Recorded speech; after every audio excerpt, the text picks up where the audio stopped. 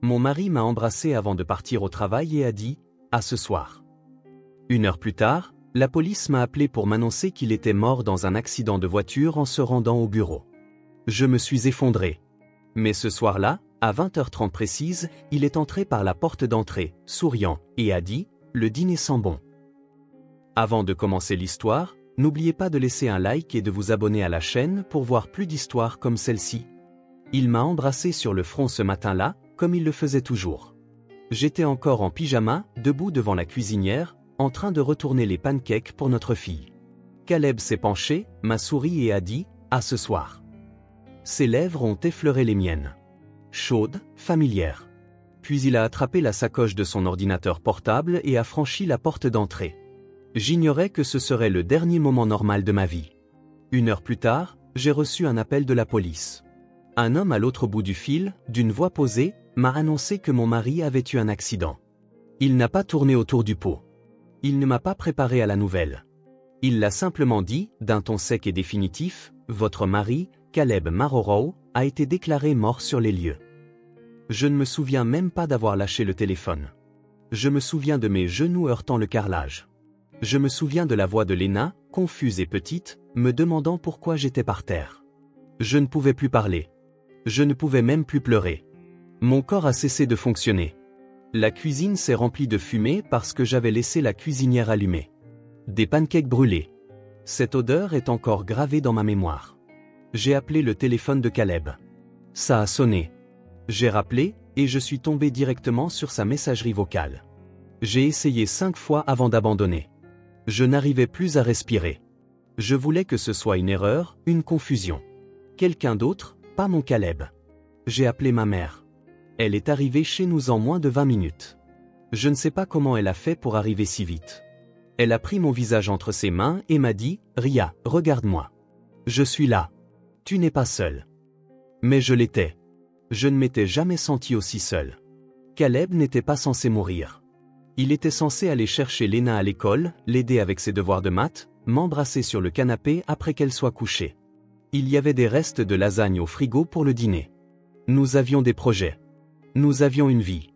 Mais ce soir-là, alors que j'essayais de trouver comment dire à Lena que son papa ne rentrerait pas, il s'est produit quelque chose que je ne peux toujours pas expliquer. À 20h30 précise, j'ai entendu la porte d'entrée s'ouvrir, des bruits de pas, le son des clés qui tombent sur la console de l'entrée, puis sa voix, claire, familière, complètement vivante. Le dîner sent merveilleusement bon. Je me suis figé. Et quand je me suis retourné, Caleb se tenait dans le couloir, vivant, souriant, bien réel. Peu importe si personne ne me croit. Je sais ce que j'ai vu. Je sais ce que j'ai ressenti. Mon mari était mort ce matin-là. Mais ce soir-là, il est rentré à la maison. La matinée avait commencé comme n'importe quelle autre. Calme, simple, le genre de routine qu'on finit par ne plus remarquer après des années. Caleb était déjà à moitié habillé quand je me suis réveillé. Il se tenait au pied de notre lit, en train de boutonner sa chemise bleu clair, un bras glissant dans sa veste. Il avait l'air pressé, comme toujours, mais a quand même réussi à sourire en me surprenant en train de le regarder. « Tu es levé tôt ?» a-t-il dit en s'approchant pour déposer un baiser rapide sur mon front. J'ai entendu le réveil, ai-je marmonné, encore blotti sous la couette. Tu as appuyé sur snooze 3 fois. Je savourais les 10 dernières minutes de paix. Il a ri en attrapant sa montre sur la table de nuit. Tu devrais essayer. Il s'est dirigé vers la cuisine pendant que je me préparais. Lena, notre fille, était déjà à table, balançant ses pieds et lisant à voix haute un de ses livres sur les dinosaures pour personne en particulier. Elle en était obsédée. Elle pouvait nommer plus de dinosaures que la plupart des adultes. « Maman, savais-tu que le stégosaure avait un cerveau de la taille d'une noix ?» a-t-elle dit fièrement quand je suis entré. « Je ne le savais pas », ai-je répondu en l'embrassant sur le sommet de la tête. Mais maintenant, je ne l'oublierai jamais. Caleb préparait des pancakes. Il faisait toujours ça le mercredi. Peu importe à quel point il était en retard, il insistait pour faire les pancakes du mercredi. Il disait que ça ancrait la semaine. Je levais les yeux au ciel à chaque fois, mais secrètement, j'adorais ça chez lui. Il se déplaçait dans la cuisine comme s'il dansait. La pâte dans un bol, la spatule à la main, la poêle qui grésillait. Il fredonnait en travaillant. Il chantait comme une casserole, mais il avait une façon de fredonner qui rendait toujours la maison chaleureuse. Lena a commencé à lui poser des questions sur l'école, et ils se sont lancés dans un échange auquel je n'ai prêté qu'une oreille distraite. Je me versais du café, je parcourais mon téléphone, je pensais aux plans de cours et aux réunions parents-professeurs. La vie normale, les pensées du quotidien. Caleb a retourné un pancake, s'est tourné vers moi et a demandé « Tu as signé le formulaire pour la sortie scolaire ?» Je l'ai laissé sur le comptoir pour toi hier soir, ai-je répondu. « Tu as encore oublié. » Il m'a lancé ce regard penaud qui signifiait que j'avais raison, et il le savait. J'ai pris le formulaire et le lui ai tendu. À la dernière minute, comme toujours, ai-je dit. La spontanéité forge le caractère. Le retard te vaut un appel de la directrice. Il a ri, l'a signé et a glissé l'assiette de pancakes devant Léna. Je les ai observés une seconde. Mon mari et notre fille, en train de manger, de rire, remplissant la cuisine du son de l'amour. Je me souviens avoir pensé à la chance que j'avais, pas de manière grandiose et dramatique, juste une prise de conscience tranquille que cette vie était belle. Vivian, ma mère, a appelé juste avant que Caleb ne parte. Elle fait ça parfois. Des appels de contrôle matinaux qu'elle prétend être pour Léna, mais je sais qu'en réalité, elle appelle pour s'assurer que je n'ai pas oublié de respirer. Elle a toujours été un peu surprotectrice, mais je l'apprécie davantage maintenant que je suis mère moi-même. Bonjour, ma chérie. Tu es debout? J'ai le café à la main et les pancakes sur le feu. On est debout. Bien. Je passe plus tard pour déposer ces livres pour Léna. Tu as besoin de quelque chose? Non, tout va bien. Je t'aime. N'oublie pas de manger. Promis. Caleb a fini de préparer son sac et a embrassé Léna sur le front. Puis il s'est tourné vers moi. J'étais près de l'évier, sirotant mon café, le regardant. Il s'est approché, s'est penché et m'a embrassé à nouveau, un peu plus lentement cette fois, un peu plus longtemps. À ce soir, a-t-il dit. Je me souviens de la façon dont il l'a dit. Calme, désinvolte, sans hésitation. Juste un autre jour, juste un autre au revoir. J'ai hoché la tête, je lui ai dit de conduire prudemment et je l'ai regardé franchir la porte. Le soleil était déjà levé. Les oiseaux chantaient devant la fenêtre. Il devait pleuvoir plus tard, mais le ciel était encore clair. Je suis resté là un instant, à fixer la porte fermée. Il y avait quelque chose dans le silence après son départ qui semblait plus lourd que d'habitude, mais j'ai chassé cette pensée. Juste les nerfs, probablement, ou les hormones, ou la caféine. J'ai regardé mon téléphone. Il était 7h51. Je lui ai envoyé un texto, « Conduis. Je t'aime. » Il a répondu instantanément avec un emoji cœur rouge. C'était le dernier message que j'ai reçu de lui. Après son départ, la journée a suivi son cours normal. J'ai aidé Léna à préparer son sac à dos. Elle portait son sweat à capuche violet préféré avec des lettres pailletées sur le devant. Nous avons parlé de son prochain test d'orthographe. Nous nous sommes disputés une minute pour savoir si elle pouvait emmener son dinosaure en peluche à l'école. Elle disait qu'il l'aidait à mieux réfléchir. J'ai dit qu'il restait à la maison. Elle a boudé et l'a laissé sur le canapé. Vivian est arrivée tôt, bien sûr. Elle a emmené Léna, m'a embrassé sur la joue et m'a rappelé de manger à nouveau. Je leur ai fait un signe de la main et je suis retourné nettoyer la cuisine. Le café à moitié bu. La pâte à pancakes encore dans le bol. Il était 8h10. Je rinçais une assiette quand le téléphone a sonné. Je n'avais aucune idée que tout était sur le point de changer. Le téléphone a sonné à 8h12. Je me souviens encore du numéro. Il commençait par 312, ce qui signifiait le centre-ville.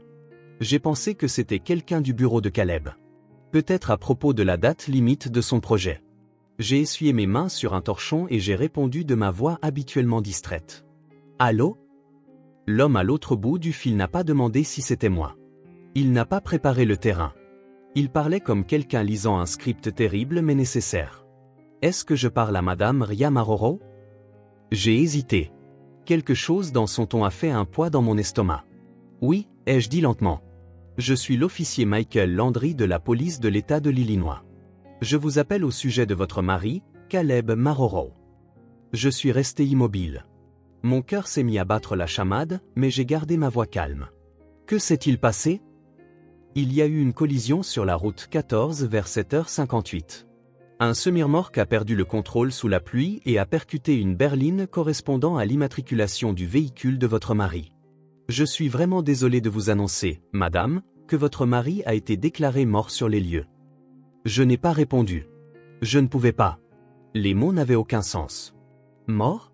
De quoi parlait-il? Caleb venait de partir. Je venais de le voir.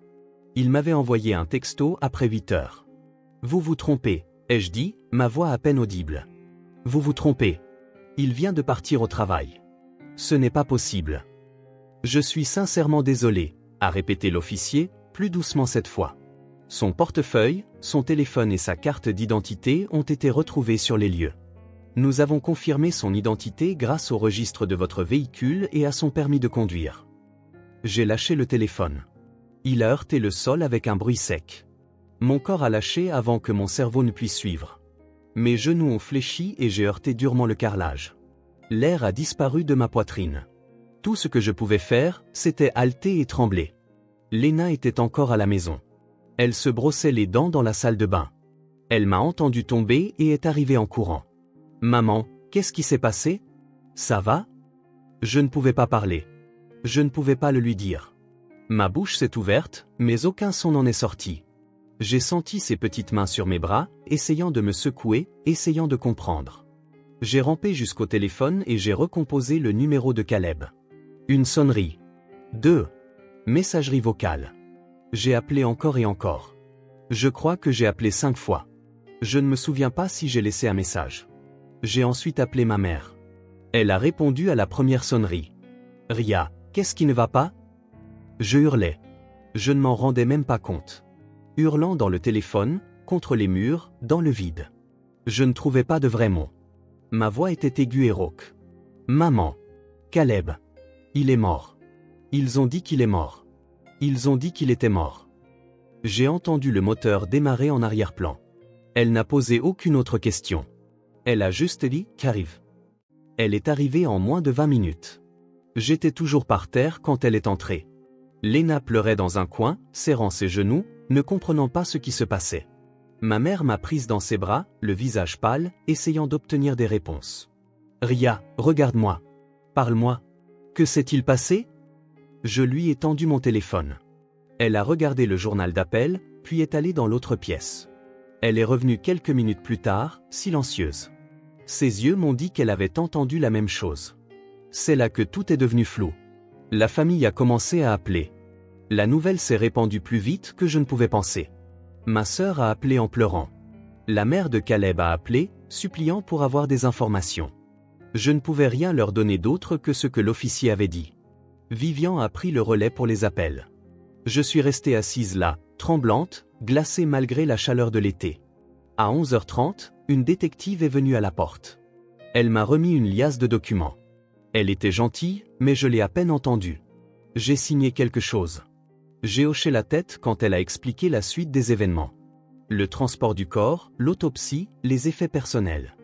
Elle m'a tendu l'alliance de Caleb dans un petit sac en plastique transparent. Je l'ai fixé comme si elle appartenait à quelqu'un d'autre. J'ai demandé si je pouvais le voir. Elle a dit pas encore. Le médecin légiste devait d'abord terminer son travail. À 13h45, Lena m'a de nouveau demandé où était son père. Je n'avais pas de réponse. Je lui ai dit qu'il s'était blessé.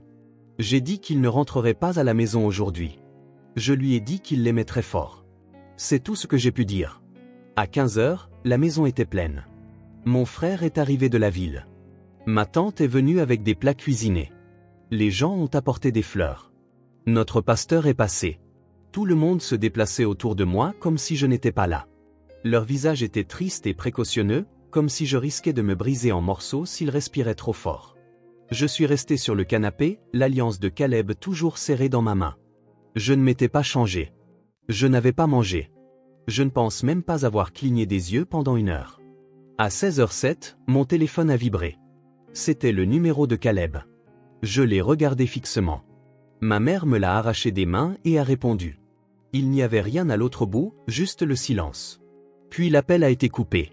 Elle m'a regardé, l'air effrayé. C'était probablement une sorte de retard, a-t-elle dit rapidement. Peut-être que quelqu'un a trouvé son téléphone. Peut-être qu'il a appelé par accident. Mais sa voix ne semblait pas sûre. Je me suis levé lentement et je suis allé à la cuisine. J'ai ouvert le frigo et j'ai sorti les lasagnes que j'avais faites la veille. Les préférées de Caleb. Je les ai mises au four. Je n'avais aucune idée de pourquoi. Je l'ai juste fait. Mes mains avaient besoin de quelque chose à faire. Mon cœur avait besoin de quelque chose à quoi se raccrocher. Le dîner serait prêt pour 20h30. Je n'ai pas mangé les lasagnes. Je ne pouvais même pas sentir le goût de l'air, encore moins de la nourriture.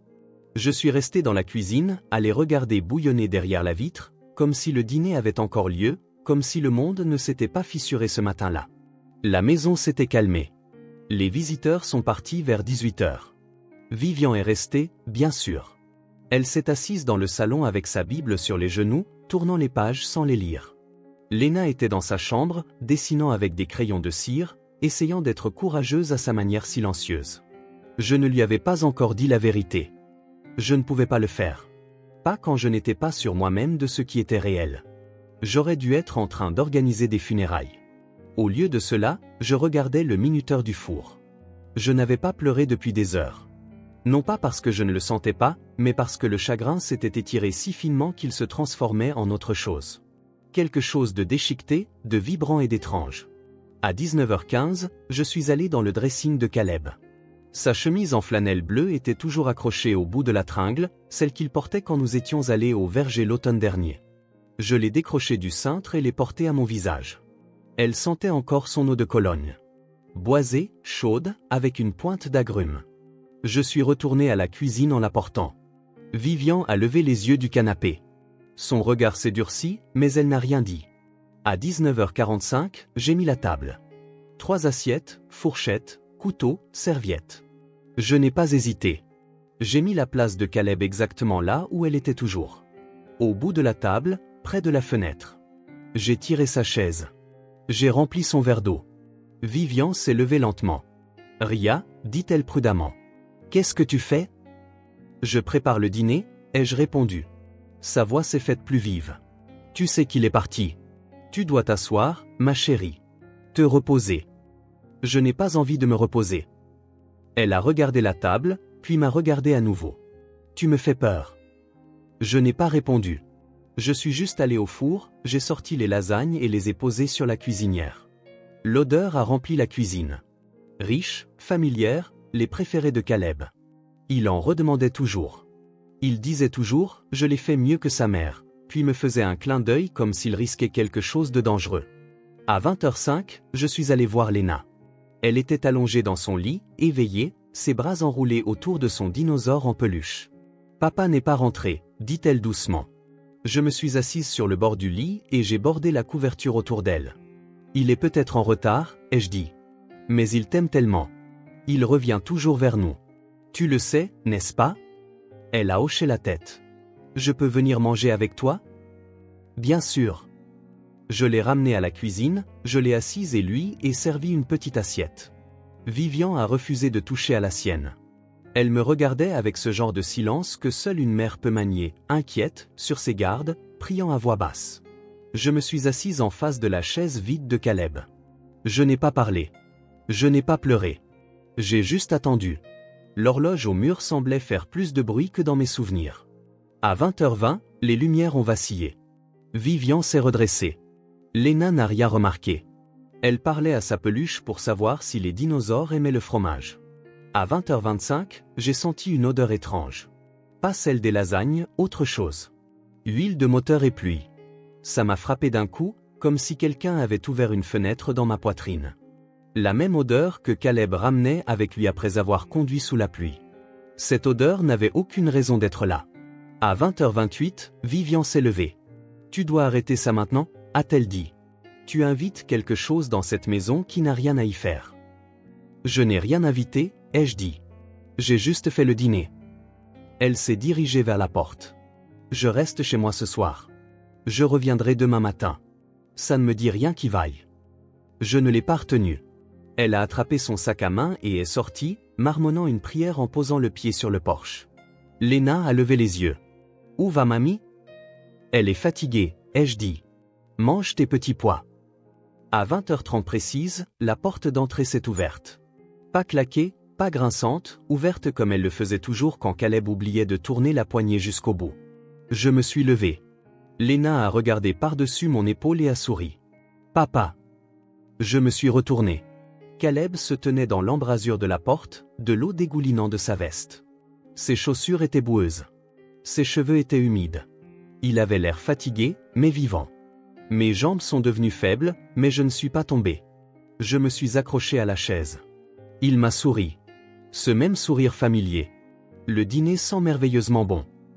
Je ne pouvais pas parler. Mes mains tremblaient. J'ai senti le bord de la table pressé contre ma hanche.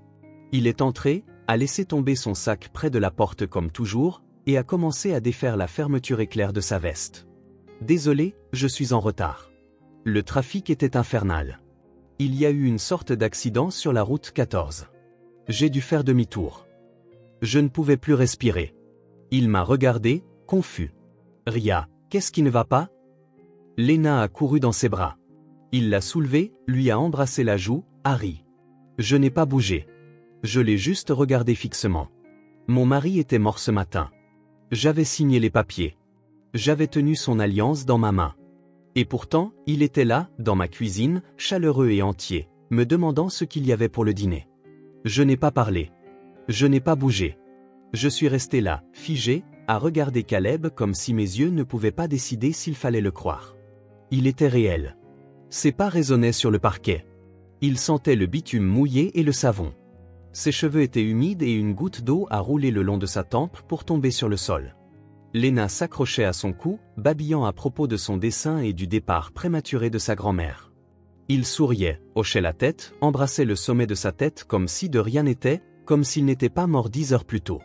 Il s'est tourné vers moi, fronçant les sourcils maintenant. « Ria, ça va? Tu as l'air pâle. » J'ai reculé lentement, comme si mon propre corps ne faisait pas confiance à ce qu'il voyait. Mon cœur battait si fort que j'avais l'impression qu'il allait traverser mes côtes.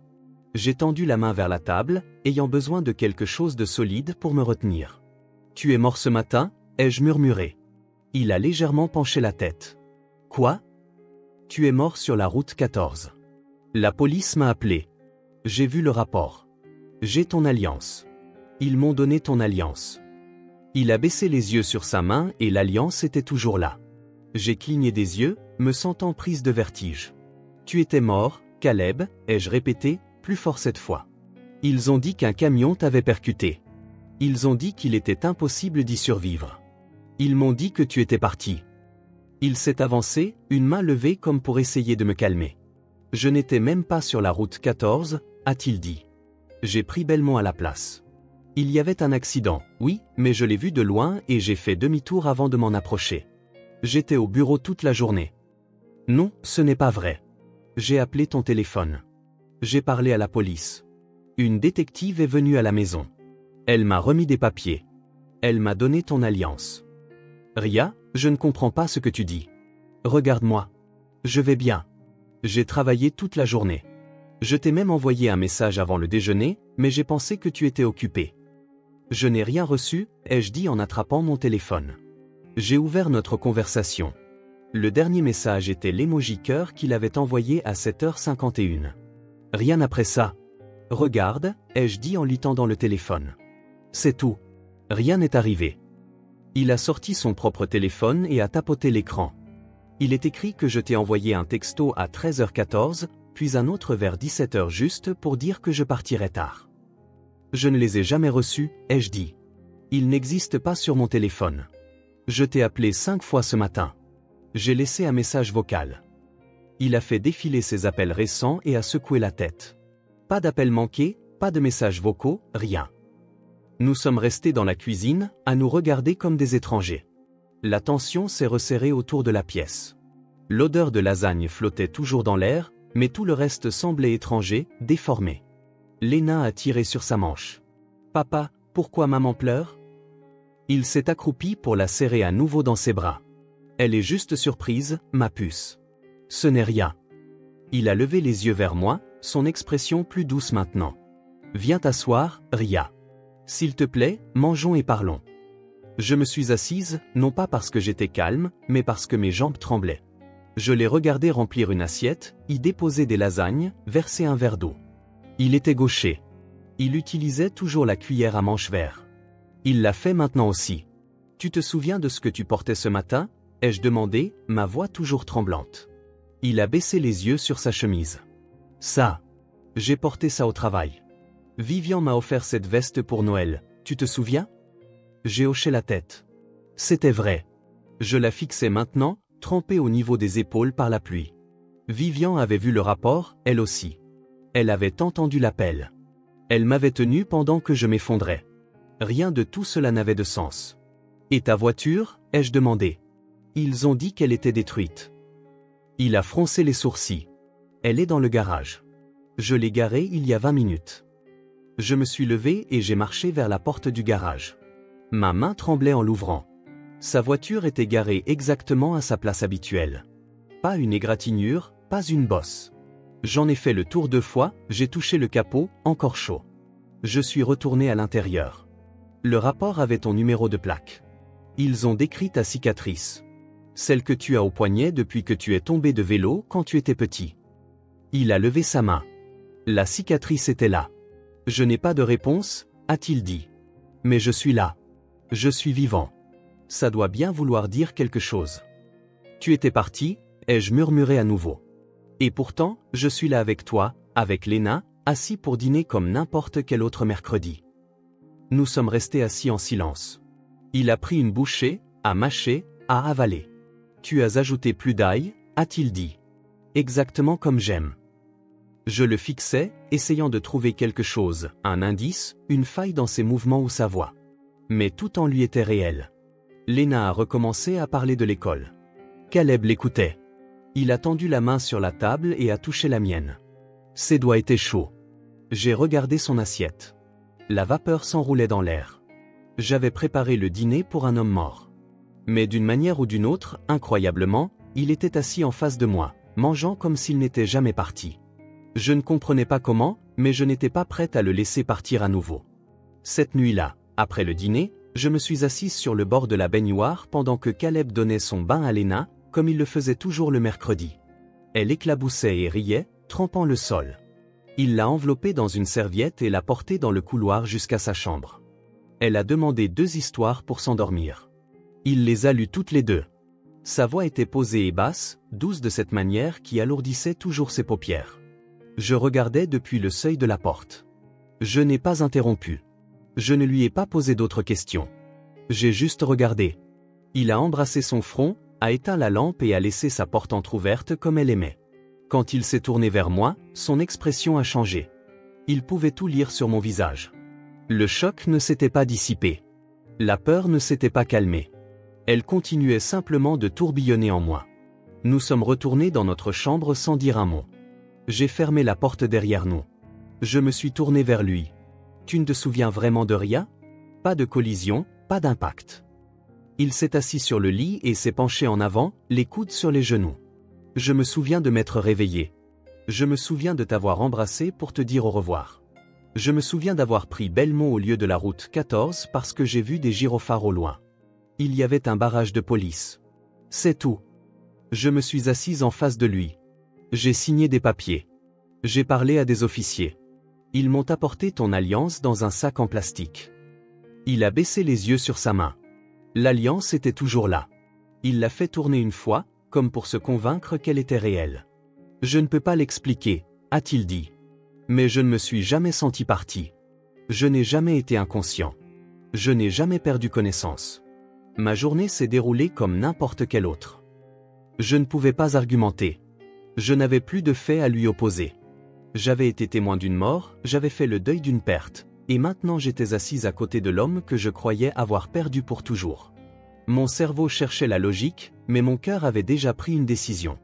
J'ai enroulé mes bras autour de lui et je les serrai fort. Je me fiche de comment c'est arrivé, ai-je murmuré. Je veux juste que tu sois là. Nous sommes restés au lit cette nuit-là, serrés l'un contre l'autre. Je n'ai pas dormi. Je le regardais respirer. Je sentais sa poitrine se soulever et s'abaisser. Chaque fois que je clignais des yeux, je m'attendais à moitié à ce qu'il disparaisse. Au matin, il était toujours là. Les jours suivants ont été remplis de questions. J'ai contacté la détective. Le commissariat n'avait aucune trace d'un accident mortel impliquant Caleb Maroro. Ils ont dit que personne du nom de l'officier Michael Landry ne travaillait là. Il n'y avait pas de paperasse, pas de numéro de badge, pas de visite enregistrée à mon adresse. Le bureau du médecin légiste n'avait aucune information à son nom. J'ai vérifié les registres des urgences. Rien. Je l'ai dit à Vivian. Elle ne voulait pas y croire. Elle pensait que j'avais rêvé. Puis je lui ai montré l'alliance qu'il m'avait donnée, toujours scellée dans un sac, identique à celle que Caleb portait encore à son doigt. Elle s'est assise et n'a pas parlé pendant 1 minute entière. Puis elle a fait le signe de croix et a dit « On t'a donné une seconde chance. Ne la gâche pas. » Je ne l'ai pas gâchée. La peur est restée un moment. Je me réveillais au milieu de la nuit juste pour vérifier s'il respirait encore. Je sursautais chaque fois qu'il quittait la maison. Je le serrais dans mes bras plus longtemps que nécessaire. Chaque matin, j'ai arrêté de dire au revoir. J'ai commencé à dire « Rentre sain et sauf ». Nous n'avons pas raconté ce qui s'est passé à beaucoup de gens. Quand ils demandaient pourquoi les plans des funérailles avaient été annulés, nous disions qu'il y avait eu une erreur. Certains nous ont cru, d'autres non. J'ai arrêté d'essayer d'expliquer. Parfois, Léna en parle. Elle dit des choses comme « Tu te souviens du jour où papa était parti et qu'il est revenu pendant la soirée lasagne ?» Nous hochons simplement la tête. Elle ne porte pas la peur que j'ai portée. Pour elle, il est revenu. C'est suffisant. Finalement, j'ai arrêté de chercher des réponses. Non pas parce que je ne m'en souciais plus, mais parce que la vérité ne semblait pas résider dans les faits. Elle résidait dans le moment où la porte d'entrée s'est ouverte et où il se tenait là, vivant. Elle résidait dans le son de sa voix quand il disait mon nom. Elle résidait dans l'odeur des lasagnes remplissant la cuisine pendant que l'impossible devenait réel. Autrefois, je voulais tourner la page. Maintenant, je veux juste plus de temps. Nous avons toujours nos pancakes du mercredi. Caleb fredonne toujours en les retournant. Léna raconte toujours des faits sur les dinosaures à table. Nous nous disputons toujours pour les formulaires de sortie scolaire et les routines du coucher. Rien n'est parfait, mais c'est à nous. Je ne sais pas ce qui s'est passé ce jour-là. Peut-être que le temps s'est courbé d'une manière que la science ne peut expliquer. Peut-être que le destin a changé d'avis. Peut-être que quelqu'un, quelque part, m'a donné une autre chance. Tout ce que je sais, c'est que j'ai enterré mon mari dans mon cœur ce matin-là. J'ai fait son deuil. J'ai supplié le ciel de me le rendre, et d'une manière ou d'une autre, il l'a fait. Je ne m'attends pas à ce que quiconque comprenne pleinement ce qui s'est passé. Honnêtement, je ne suis pas sûr de le comprendre un jour, mais je me raccroche à ce qui compte. Mon mari est rentré à la maison. Ma famille est à nouveau complète, et cela me suffit. Si cette histoire vous a touché, partagez-la avec quelqu'un qui vous est cher. Laissez un commentaire. J'aimerais beaucoup connaître vos pensées, surtout si vous avez déjà vécu quelque chose que vous ne pouviez pas expliquer. Et si vous voulez plus d'histoires réelles et émouvantes comme celle-ci, assurez-vous de vous abonner à la chaîne. Merci d'être là.